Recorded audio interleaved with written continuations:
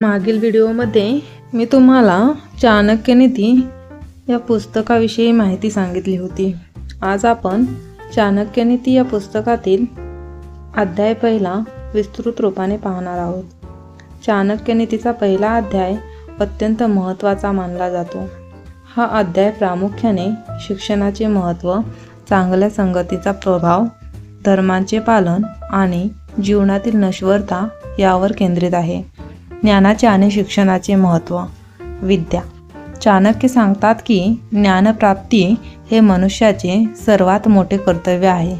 अखंड शिक्षण. शहाण्या माणसाने म्हातारपणापर्यंतही शिकणे थांबवू नये. ज्ञान हे एक असे गुप्तधन आहे जे कोणीही चोरू शकत नाही किंवा नष्ट करू शकत नाही. धर्म आणि सत्य. सर्व कार्यांचा आधार धर्म, नीतिमत्ता आणि कर्तव्य हाच असावा. धर्माशिवाय मिळवलेले यश टिकत नाही आणि शांतीसुद्धा देत नाही. चांगल्या संगतीची शक्ती.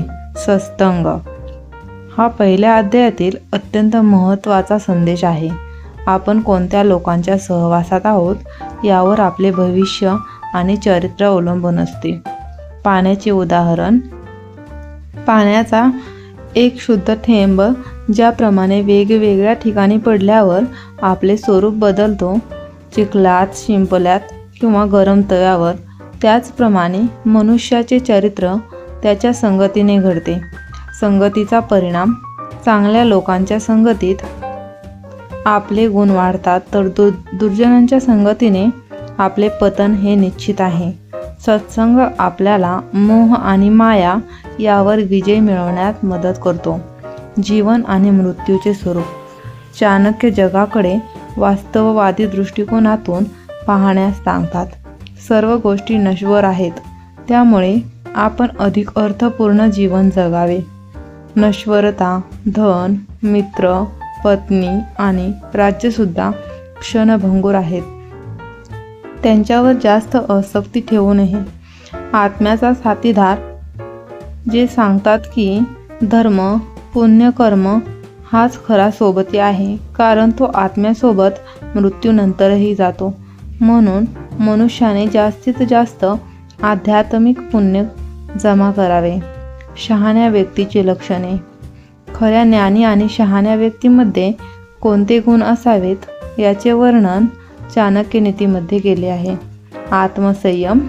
शहाण्या माणसाने आपल्या इंद्रियांवर नियंत्रण ठेवले पाहिजे. जो आपल्या वासनांचा गुलाम होतो त्याचा नाश अटळ आहे. विवेक. ज्ञानी व्यक्ती शाश्वत, सत्यधर्म आणि नश्वर धनसुख यामध्ये फरक करू शकते. कृती महत्त्वाच्या. मनुष्याने मूल्यांकन त्याच्या बोलण्यावरून नव्हे तर त्याच्या कृतीवरून केले पाहिजे. जी गाय दूध देत नाही आणि वासराला जन्म देत नाही तिचा काय उपयोग? अशा उदाहरणातून ते केवळ मोठे बोलणाऱ्यांवरती टीका करतात. दैनंदिन जीवनासाठी व्यावहारिक शिकवण. या अध्यायातही काही महत्त्वाचे व्यावहारिक नियम दिले आहेत. विषय. चाणक्यांची शिकवण. धन. धनावर विश्वास ठेवू नये, ते चंचल आहे आणि कधीही दूर जाऊ शकते. शुद्धता.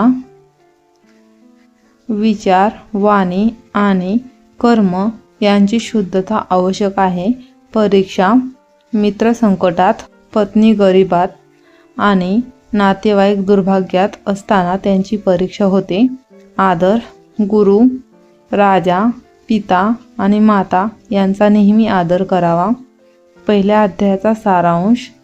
पहिला अध्याय हा नीतिशास्त्राचा नैतिक आधार आहे. तो आपल्याला हे सांगतो की जीवन क्षणभंगूर आहे हे समजून घ्या आणि आपले लक्ष स्थायी गोष्टींवर केंद्रित करा. ज्ञान, पुण्य आणि चांगले नैतिक चारित्र्य जे चांगल्या संगतीने वाढते. या ठिकाणी चाणक्यनीतीतील पहिला अध्याय संपन्न होतो.